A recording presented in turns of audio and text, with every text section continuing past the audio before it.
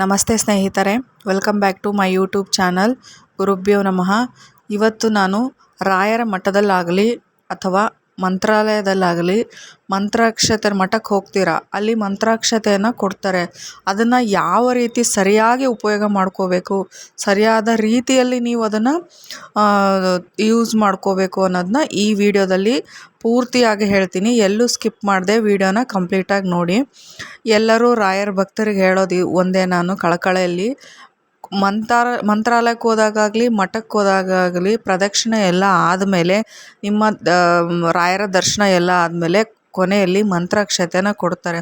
ದಯವಿಟ್ಟು ಅದನ್ನು ಎಕೋಬಿಟ್ಟಿಯಾಗಿ ಇಸ್ಕೊಳ್ಳೋದು, ಚೆಲ್ಲೋದು, ನೀವೇನು ಮಾಡ್ತೀರಾ, ತುಂಬ ಇಸ್ಕೋತೀರಾ, ಅದೆಲ್ಲ ತಲೆ ಮೇಲೆ ಹಾಕ್ಕೊಂಡ್ರೆ ಅಷ್ಟು ತಲೆ ಮೇಲೆ ನಿಲ್ಲೋಲ್ಲ ಅದು ಮಂತ್ರಾಕ್ಷತೆ. ಅವಾಗ ಏನಾಗುತ್ತೆ, ಕೆಳಗಡೆ ಬೀಳುತ್ತೆ. ಅದನ್ನು ತುಳಿತಾರೆ. ಎಷ್ಟೋ ಜನ ಇರ್ತಾರೆ ಭಕ್ತಾದಿಗಳು, ಅಲ್ಲಿ ತುಳಿತಾರೆ. ನೀವೇ ತುಳಿತೀರ ಕೆಲವೊಂದು ಸತಿ.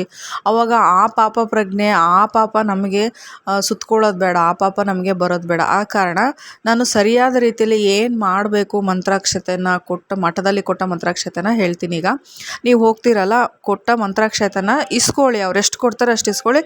ಎರಡು ಕಾಳು ಮಾತ್ರ ತಲೆಯಲ್ಲಿ ಹಾಕ್ಕೊಳ್ಳಿ. ತಲೆಯಲ್ಲಿ ಹಾಕ್ಕೊಂಡ್ಬಿಟ್ಟು ಉಳಿದ ಕಾಳನ್ನ ನೀವು ಒಂದು ಪ್ಯಾಕೆಟಲ್ಲಾಗಲಿ, ಒಂದು ಪೇಪರಲ್ಲಾಗಲಿ, ಇಲ್ಲ ನೀವು ಸೆರಗಲ್ಲಾಗಲಿ ಅದನ್ನು ತೊಗೊಂಬಂದು ಮನೆಯಲ್ಲೇ ತೊಗೊಂಬನ್ನಿ. ಕಟ್ಕೊಂಡ್ಬಿಟ್ಟು ಮನೇಲಿ ತೊಗೊಂಬನ್ನಿ. ಮನೇಲಿ ತಂದಮೇಲೆ ಏನು ಮಾಡಬೇಕು, ಒಂದು ಕಂಟೈನರ್ ತೊಗೊಳ್ಳಿ, ಇಲ್ಲ ಪ್ಲಾಸ್ಟಿಕ್ ಏನಾದರೂ ಒಂದು ನಿಮ್ಮದು ಬಾಕ್ಸ್ ಥರನೋ ಯಾವುದೋ ಒಂದು ಥರನೋ ತೊಗೊಂಬಿಟ್ಟು ಅದರಲ್ಲಿ ನೀಟಾಗಿ ವಾಶ್ ಮಾಡಿಬಿಟ್ಟು ಅದರಲ್ಲಿ ಹಾಕಿಡಿ. ಅದರಲ್ಲಿ ತುಂಬ ಪವರ್ ಇದೆ. ರಾಯರ ಅಪಾರವಾದ ಶಕ್ತಿ ಮಂತ್ರಾಕ್ಷತೆಯಲ್ಲಿ ಅಡಗಿದೆ. ಆದ ಕಾರಣ ಎಲ್ಲಂದ್ರಲ್ಲೇ ಇಡೋಕೆ ಹೋಗಬೇಡಿ. ಅದನ್ನು ಒಂದು ಸ್ಮಾಲ್ ಕಂಟೈನರಲ್ಲಿ ಹಾಕ್ಬಿಟ್ಟು ದೇವ್ರ ಮುಂದೆ ಇಡಿ. ರಾಯರ ಫೋಟೋ ಮುಂದೆ ಇಡಿ. ನಿಮ್ಮ ರಾಯರ ಫೋಟೋ ಇಲ್ವಾ, ನಿಮ್ಮ ಮನೇಲಿ ಯಾವ್ದು ಫೋಟೋ ಇದೆ ಒಟ್ಟು ದೇವ್ರ ಮನೇಲಿ ಇಟ್ಬಿಟ್ಟು ಡೈಲಿ ಅದಕ್ಕೆ ಪೂಜೆ ಮಾಡಿ. ನೀವು ಯಾವ ಥರ ಪೂಜೆ ಮಾಡ್ತೀರೋ ಅದಕ್ಕೂ ಒಂದು ಹೂವು ಇಟ್ಬಿಟ್ಟು ಪೂಜೆ ಮಾಡ್ತಾ ಬನ್ನಿ. ನೀವು ರಾಯರ ಮಠಕ್ಕೆ ರೆಗ್ಯುಲರಾಗಿ ಹೋಗ್ತಿದ್ರೆ ಅಲ್ಲಿ ಅದೇ ಥರ ಮಾಡಿ. ಅವ್ರು ಕೊಟ್ಟಿರೋ ಮಂತ್ರಾಕ್ಷತೆನ ಎಷ್ಟು ಹಾಕುತ್ತೋ ಅಷ್ಟು ತಲೆ ಮೇಲೆ ಸ್ವಲ್ಪ ಹಾಕ್ಕೊಂಡು ಉಳಿದಿದ್ದು ತಂದು ಆ ಕಂಟೈನರೆಲ್ಲ ಹಾಕ್ತಾ ಬನ್ನಿ. ಆಮೇಲೆ ಇದು ಜಾಸ್ತಿ ಆಯಿತು ಮೇಡಮ್, ಏನು ಮಾಡಬೇಕು, ಇದೆಲ್ಲ ತುಂಬೋಯ್ತು ನಮ್ಮ ಕಂಟೈನರ್ ಅಂದಾಗ ಅದು ಹಳೇದಾಗ್ತಾ ಬರುತ್ತೆ.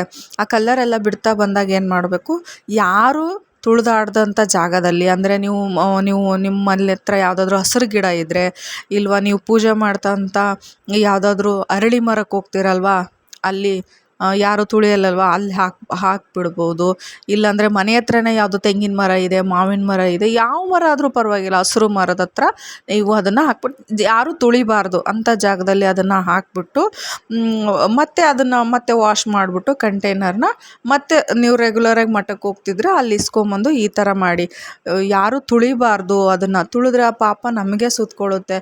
ಜಾಸ್ತಿ ಕೆಲವೊಬ್ರು ನಮ್ಮ ಮಠಕ್ಕೆ ಹೋದಾಗ ನೋಡ್ತೀನಿ, ಎಷ್ಟು ಇಸ್ಕೋತಾರೆ, ಸುಮ್ಮನೆ ತಲೆ ಮೇಲೆ ಹಾಕೋತಾರೆ. ಅದು ಹಿಂದೆ ಕ್ಯೂವಲ್ಲಿರೋರೆಲ್ಲ ತುಳ್ಕೊಂಡು ಹೋಗ್ತಾ ಇರ್ತಾರೆ. ಆ ಥರ ದಯವಿಟ್ಟು ಮಾಡೋಕ್ಕೆ ಹೋಗಬೇಡಿ.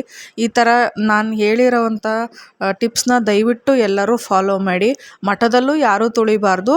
ಮನೆ ಹತ್ರ ಹಾಕ್ತಿರೋ ಗಿಡ ಮರದ ಹತ್ರನೂ ಯಾರೂ ತುಳಿಬಾರ್ದು. ನಿಮ್ಮ ಮನೆ ಹತ್ರ ಯಾವುದೂ ಮರ ಇಲ್ವಾ, ಹಸಿರು ಗಿಡ ಇಲ್ವಾ, ನೀವೆಲ್ಲಾದರೂ ದೇವಸ್ಥಾನಕ್ಕೆ ಹೋಗಿರ್ತಿಲ್ಲ, ಅಲ್ಲಿ ಅರಳಿ ಮರ ಇರುತ್ತೆ, ಬನ್ನಿ ಮರ ಇರುತ್ತೆ, ಯಾವುದಾದ್ರೂ ವೃಕ್ಷ ಇರುತ್ತೆ, ಬೇವಿನ ಮರ ಇರುತ್ತೆ, ಅಲ್ಲಿ ಹಾಕಿಬಿಡಿ. ಒಟ್ಟು ತುಳಿಬಾರ್ದು ಯಾರು. ಅಂಥ ಜಾಗದಲ್ಲಿ ಹಾಕ್ಬಿಟ್ಟು ಬನ್ನಿ.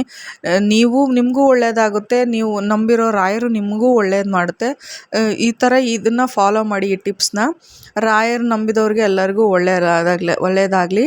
ಪೂಜ್ಯಾಯ ಗುರು ರಾಘವೇಂದ್ರಾಯ ಸತ್ಯಧರ್ಮಯತಾಯ ಚ ಭಜತಾಂ ಕಲ್ಪವೃಕ್ಷಾಯ ನಮತಾಂ ಕಾಮಧೇನವೇ. ರಾಯರಿದ್ದಾರೆ, ರಾಯರೆಲ್ಲರಿಗೂ ಒಳ್ಳೇದು ಮಾಡಲಿ.